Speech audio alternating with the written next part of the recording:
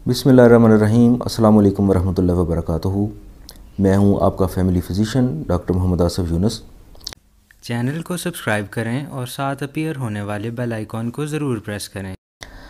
आज हम डिस्कस करेंगे खून की कमी के लिए, उसको करेक्ट करने के लिए कौन कौन से विटामिन्स की ज़रूरत होती है और ये किन ग़िज़ाओं से हासिल हो सकते हैं। खून की कमी की मुख्तलिफ़ अक़साम होती हैं।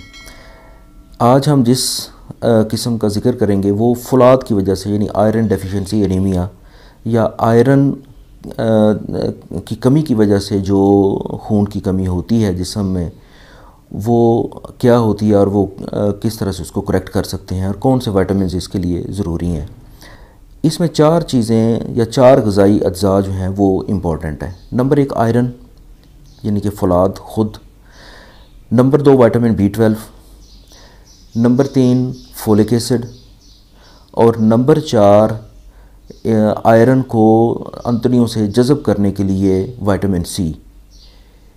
तो ये चारों चीज़ें जो हैं इनको हम अलग अलग डिस्कस करते हैं कि ये किन ग़िज़ाओं में पाया जाता है।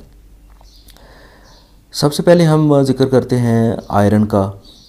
आयरन जिन चीज़ों में पाया जाता है इसमें नंबर 1 पे है खजूर, इसके अलावा किशमिश, इंजीर और कलेजी। कलेजी का ये है कि अगर किसी को माफ़क आती है तो वो ये इस्तेमाल करे, वरना यानी कि ये एक सोर्स बहुत अच्छा है। इसके अलावा सब्ज़ पत्ते वाली सब्ज़ियां हैं, पालक है, साग है, फ्रूट्स में सेब है, शहतूत है, इसके अलावा जैतून है और इसके अलावा आपके जो है वो प्रून्स हैं। ये भी एक आलू बुखारे की तरह की एक चीज़ होती है जिसमें, तो इन सब चीज़ों में जो है वो आयरन ख़ासी मिकदार में पाया जाता है। नंबर 2 पे आता है विटामिन B12। ये ज़्यादातर एनिमल ओरिजिन से जो फूड्स होती हैं उनमें पाया जाता है, यानी ऐसी खुराकें जो जानवरों से हासिल होती हैं, तो उसमें ये विटामिन B12 की मिकदार जो है वो ये ज़्यादा होती है। इसमें जो चीज़ें हैं वो जैसा गोश्त है, चिकन है, अंडे, मछली और इसके अलावा जो डेयरी प्रोडक्ट्स हैं जैसा कि दूध, दही, पनीर, ये इन चीज़ों में जो है वो विटामिन B12 हमें मिलता है। नंबर 3 पे है फोलिक एसिड। फोलिक एसिड जो है ये प्लांट ओरिजिन से ज़्यादा मिलता है, यानी जो पौधों से हासिल होने वाली ग़िज़ाएँ हैं ये उनसे ज़्यादा हमें हासिल होता है। इसमें यानी मिसाल के तौर पर सब्ज़ पत्ते वाली सब्ज़ियां जितनी भी हैं, जिसमें पालक साग वगैरह भी आ जाती है, इसमें ब्रोकली है, लोबिया है, पीनट्स हैं, मूंगफली, गंदम या गंदम से बनी हुई सारी जो अशिया हैं उनसे। इसके अलावा कुछ ऐसी और भी चीज़ें हैं जैसा कलेजी के अंदर भी ये फोलिक एसिड की ख़ासी मिकदार पाई जाती है। और सी फूड है जैसा जिसमें मछली वगैरह आ जाती है, प्रॉन्स हैं, झींगा मछली, ये सारी इस तरह की जो समंदर से हासिल होने वाली जो ग़िज़ाएँ हैं उनके अंदर जो है ये फोलिक एसिड की ख़ासी मिकदार पाई जाती है। नंबर 4 पे जो जिस चीज़ की ज़रूरत होती है वो है विटामिन C। विटामिन C खून बनाने में तो शायद इसका इतना रोल ना हो, लेकिन इसका जो मेन फंक्शन है वो फौलाद को यानी आयरन को हमारी अंतड़ियों से जज़ब करके खून में लेके जाना होता है। तो इसलिए ये भी खून के बनाने में इसका एक रोल है, क्योंकि अगर विटामिन C की कमी होगी तो अंतड़ियों से आयरन जज़ब नहीं होगा, और आयरन अगर खून के अंदर नहीं पहुंचता या अपने टारगेट के ऊपर नहीं पहुंचता, बोन मैरो में नहीं पहुंचता, तो वो यानी RBCs नहीं बन सकेंगे। तो विटामिन C जो है वो भी इनडायरेक्टली इसमें इन्वॉल्व होता है खून की कमी को पूरा करने के लिए। तो विटामिन C किन ग़िज़ाओं में पाया जाता है? ये ज़्यादातर सिट्रस फ्रूट जो होते हैं ये उनमें होता है, जैसा कीनू, माल्टा है, लीमू है, इसके अलावा ग्रेप फ्रूट है।